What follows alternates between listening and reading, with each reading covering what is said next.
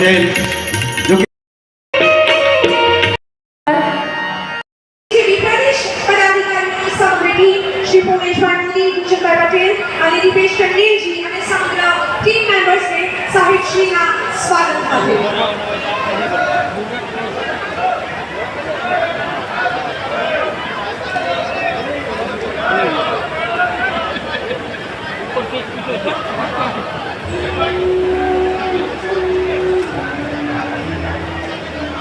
સંઘ પ્રદેશ દાદરાનગર હવેલી અને દમણ દીવ પ્રદેશ અને સમગ્ર જનતા આજે એક અદ્ભુત ક્ષણની સાક્ષી થવા જઈ રહી છે યશસ્વી ભારતના ખૂબ જ પ્રયત્નશીલ એવા આપણા ગૃહમંત્રી શ્રી અમિતભાઈ શાહ સાહેબ અમારા મંચ પર ઉપસ્થિત છે અને તેના માનપૂર્વક અભિવાદન અને સ્વાગત કરીએ છીએ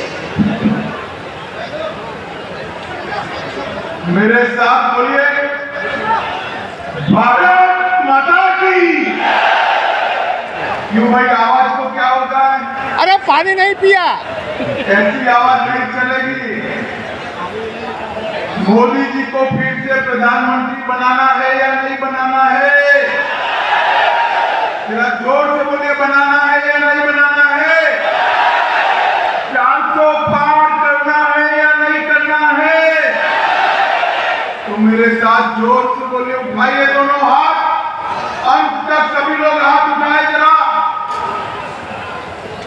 विजय के संकल्प की मुट्ठी पीछे और प्रचंड आवाज से बोले भारत माता की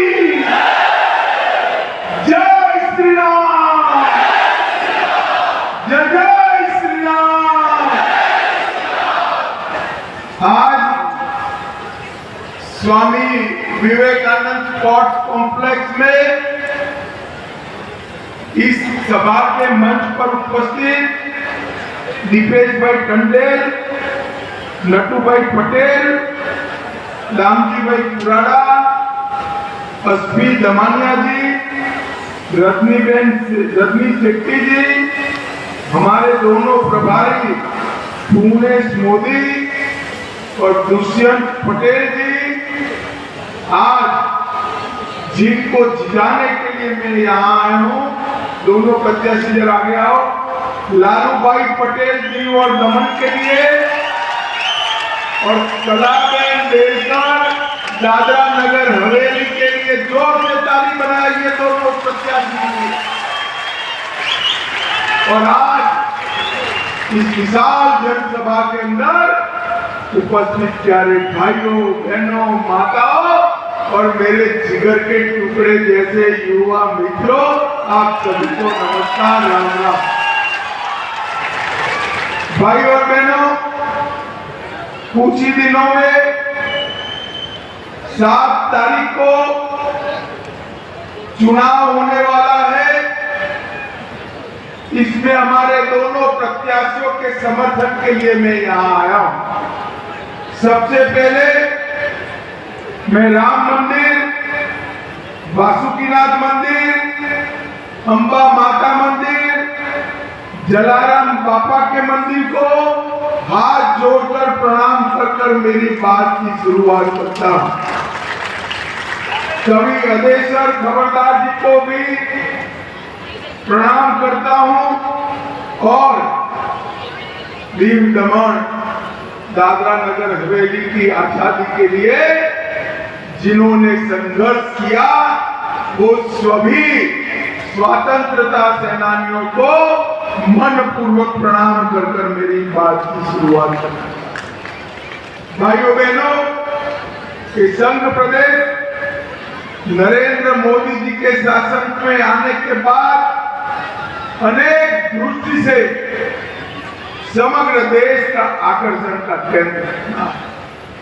जब मैं यहाँ आया हूँ 24 के चुनाव की बात करने के लिए, तो 24 के चुनाव के लिए इस देश की जनता के सामने 2 विकल्प, एक और चांदी का चम्मच लेकर पैदा हुए राहुल गांधी जी है और दूसरी ओर गरीब चाय बेचने के वाले के घर पर पैदा हुए नरेंद्र मोदी है, ये दोनों के बीच में है।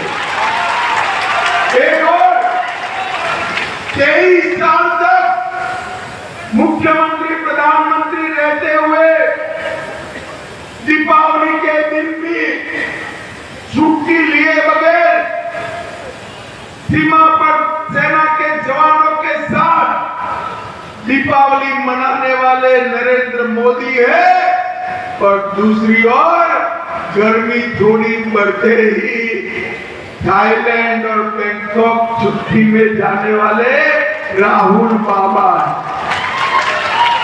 एक और 12 लाख करोड़ के घपले घोटाले भ्रष्टाचार करने वाला इंडी अलायंस और कांग्रेस पार्टी है, तो दूसरी ओर 23 साल तक मुख्यमंत्री और प्रधानमंत्री रहने के बाद भी जिस पर 25 पैसे का भी करप्शन का आरोप नहीं है, ऐसे नरेंद्र मोदी। एक और तुष्टिकरण कर एसटी, एससी और ओबीसी की रिजर्वेशन उस पर डाका डालकर माइनॉरिटी को, मुसलमानों को देने वाली कांग्रेस है, तो दूसरी ओर एसटी, एससी और ओबीसी के रिजर्वेशन को मजबूती के साथ बचाने वाली भारतीय जनता पार्टी। दीव दमन दादरा नगर के मेरे भाइयों बहनों, ये दो खेमों के बीच में आपको चुनाव, मुझे बताइए, आप मोदी जी का खेमा चुनते हैं या कांग्रेस का? जोर से बोलिए भाइयों बहनों। मैं देश भर में पूरा पश्चिम, उत्तर, दक्षिण सब जगह जाता हूँ, हर जगह से इसी प्रकार से मोदी मोदी मोदी मोदी की आवाज कानों में गूंजती है। देश की जनता तय कर बैठी है कि 400 सीटों के साथ नरेंद्र मोदी जी को बहुमत दे। 400 सीट तो जीतना है, मगर हमारे लालू भाई और कला बहन के साथ 400 सीट जीतनी। मैं आज आप सभी को बताने आया हूं, कला बहन के नाम के सामने कमल का निशान है, लालू भाई के नाम के सामने कमल का निशान है। आप जब कला बहन और लालू भाई के नाम के सामने कमल का निशान दबाओगे, बटन दबाओगे, वोट दोगे, तो आपका वोट सीधा नरेंद्र मोदी को तीसरी बार प्रधानमंत्री। कला बहन और लालू भाई को दिया हुआ एक वोट मोदी जी को तीसरी बार प्रधानमंत्री बनाएगा।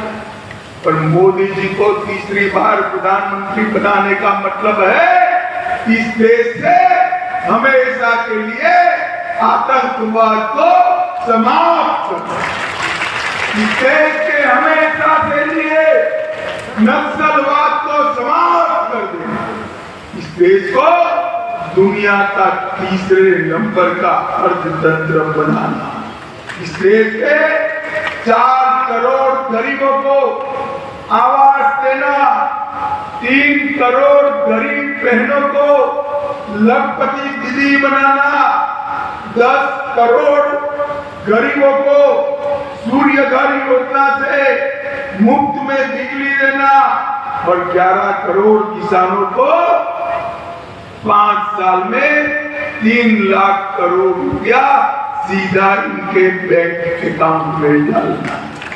भाइयों बहनों, मोदी जी को तीसरी बार प्रधानमंत्री बनाने का मतलब है सारी मोदी गारंटी को जमीन।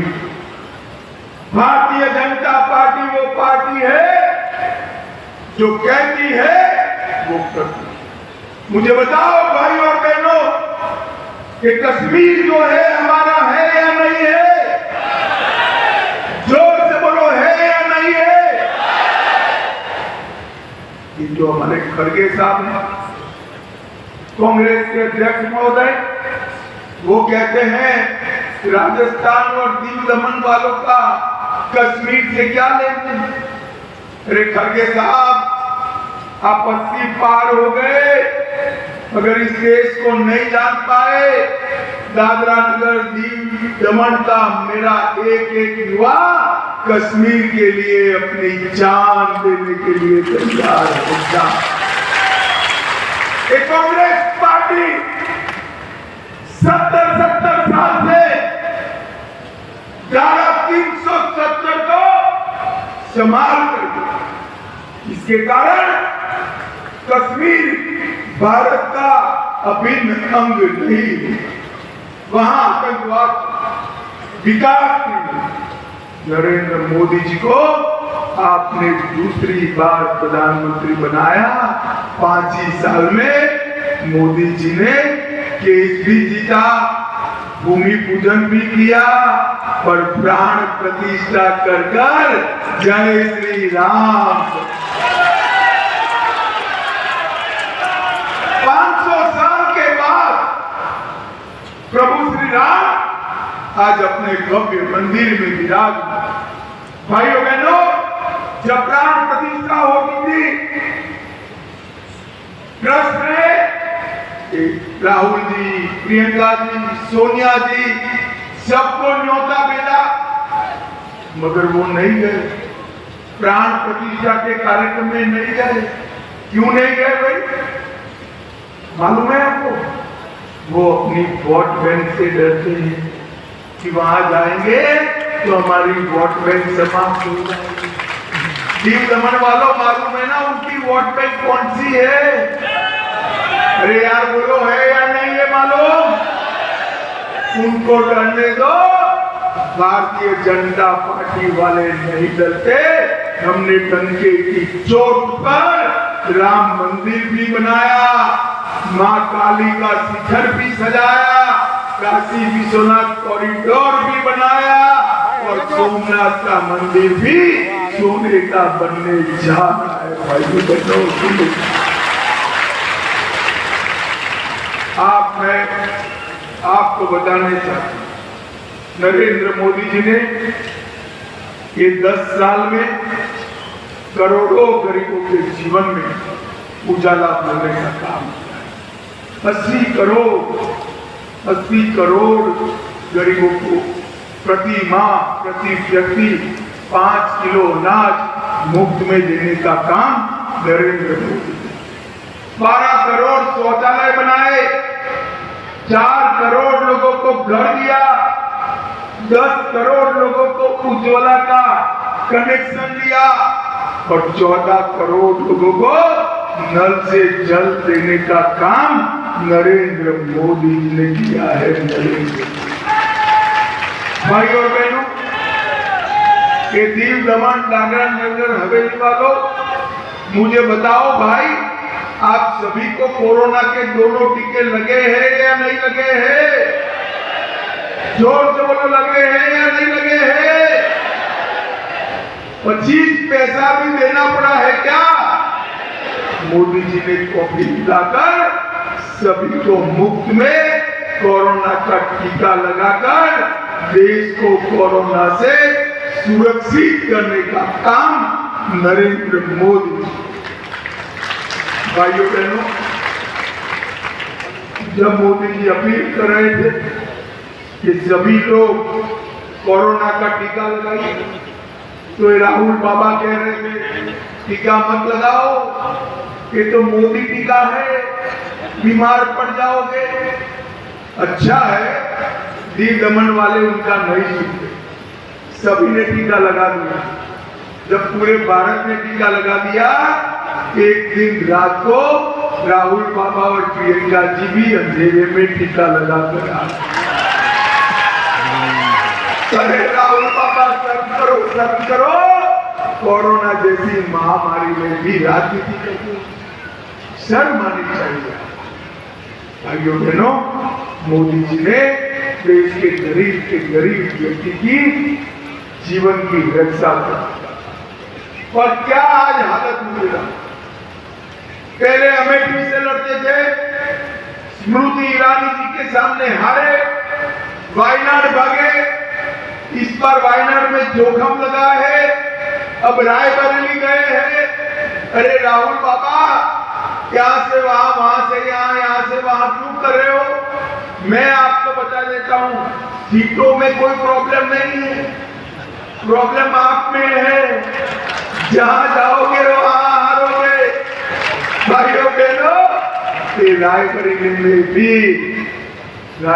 में भी प्रचंड बहुमत से हारने वाले।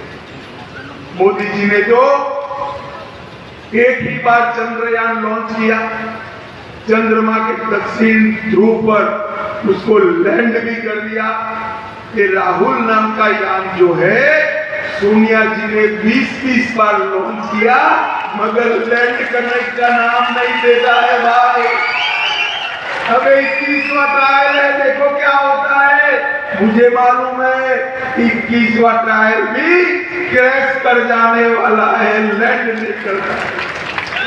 भाइयों बहनों, मैं आज यहाँ दीव दमन वालों को पूछना है, ये इंडिया अलायंस वाले, वैसे तो कोई संभावना नहीं है, मगर मान लो जीत गए तो उनका प्रधानमंत्री कौन बनेगा? बताओ तो तुम, कौन बनेगा? शरद पवार बन सकते हैं क्या? अरे जोर से बोलो, बन सकते हैं? ममता दीदी देश संभाल सकती है? स्टालिन पूरे देश को जानते हैं क्या? उद्धव ठाकरे में दम है क्या? अब हंसना मत, अंतिम नाम पूछता हूं, हंसना मत। राहुल बाबा संभाल सकते हैं क्या? तो भाई प्रधानमंत्री कौन बनेगा? इनके पास कोई नाम ही नहीं है। पत्रकारों ने, मैं बताता हूं, पत्रकारों ने जब उनको पूछा तो उन्होंने कहा बारी बारी एक साल हम बनेंगे। बोली अरे भैया, ये परचूरण की दुकान है क्या कि बारी बारी एक दिन बेटा, एक दिन बेटी, एक दिन बहू, एक दिन माँ बैठेगी और दुकान चला लेगी? ये तो महान भारत के भविष्य का सवाल है, महान भारत के भविष्य। आपके पास कोई प्रत्याशी नहीं है। अगर प्रधानमंत्री कोई बन सकता है तो भाजपा के प्रिय नेता नरेंद्र मोदी बन सकते हैं। भाइयों बहनों, इनके हाथ में अगर गलती से भी देश पड़ गया और कोरोना जैसी महामारी आई तो ये संभाल सकते हैं क्या? पाकिस्तान को मुंह तोड़ जवाब दे सकते हैं क्या? आतंकवाद समाप्त कर सकते हैं क्या? चंद्रयान को चंद्रमा तक भेज सकते हैं क्या? वैक्सीन ला सकते हैं क्या? करोड़ों गरीबों का भला कर सकते हैं क्या? ये कर सकते हैं तो केवल 12 लाख करोड़ का घपला, घोटाला, भ्रष्टाचार कर सकते हैं और कुछ पूरा देश। इसलिए नरेंद्र भाई को प्रधानमंत्री बनाने का तय। मैं आज दमनदीप को कांग्रेस के कारण ही देश से लेट स्वतंत्रता मिली और उनके कारण ही यहाँ विकास लेट। मैं आज बताना चाहता हूँ, कांग्रेस पार्टी ने दमनदीप के लिए कुछ नहीं किया।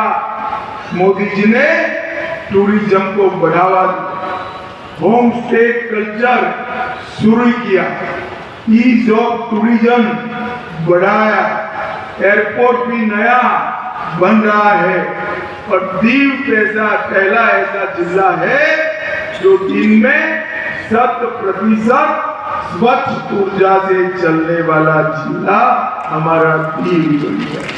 मल्टी स्पोर्ट के बीच गेम्स हुए, 1600 खिलाड़ियों ने हिस्सा लिया, 300 बेड का नया सरकारी अस्पताल बना, मेडिकल कॉलेज बना, 2 लाख मैंग्रोव लगाए गए, मैंग्रोव की नर्सरी भी लगाई गई। अहमदाबाद और सूरत के लिए हवाई सेवा शुरू हुई। 6000 यात्री अब तक आवन जावन कर चुके हैं। सोमनाथ और दमन से मुंबई के बीच में भी हवाई सेवा शुरू करने का काम नरेंद्र मोदी जी ने। भाइयों बहनों, दीव दमन के 8000 मछुआरों को बायोमेट्रिक आईडी कार्ड देने का काम नरेंद्र मोदी जी ने किया और पूरे दीव दमन को विकास के लिए आगे बढ़ाने का काम किया है। अंत में मैं इतना ही कहना चाहता हूँ, हमने दोनों लोग आगे आ जाओ, हमारे 2 मंजे हुए प्रत्याशी दिए हैं भाई, ये मोदी जी के साथी। उनको वोट देने का मतलब है नरेंद्र मोदी को वोट दो। कमल पे निशान पर वोट देने का मतलब है नरेंद्र मोदी जी को प्रधानमंत्री बनाना, और नरेंद्र मोदी जी को प्रधानमंत्री बनाने का मतलब है पूरे संसार में हमारे भारत को 1 नंबर का देश बनाना, 1 नंबर का देश। तो मैं उनसे आप सभी को पूछना चाहता हूं, इतनी विशाल जनसभा को बताइए, कमल के निशान पर बटन दबाएंगे क्या? जोर से बोलिए, अंत तक दबाएंगे क्या? हमारे दोनों प्रत्याशियों को जिताएंगे क्या? 400 पार कराएंगे क्या? दोनों सीटें मोदी जी की झोली में डालेंगे क्या? और मोदी जी को तीसरी बार प्रधानमंत्री बनाएंगे ना? तो मेरे साथ दोनों हाथ उठाइए, उठाइए दोनों हाथ, विजय के संकल्प की मुट्ठी पीछे तो प्रचंड आवाज से बोलिए, भारत माता की वंदे, जय श्री राम, जय जय श्री राम। आप सभी का इतनी चिलचिलाती धूप में इतनी बड़ी संख्या में आकर हमारे दोनों प्रत्याशियों का स्वागत करने के लिए बहुत बहुत धन्यवाद, आभार। जय श्री राम।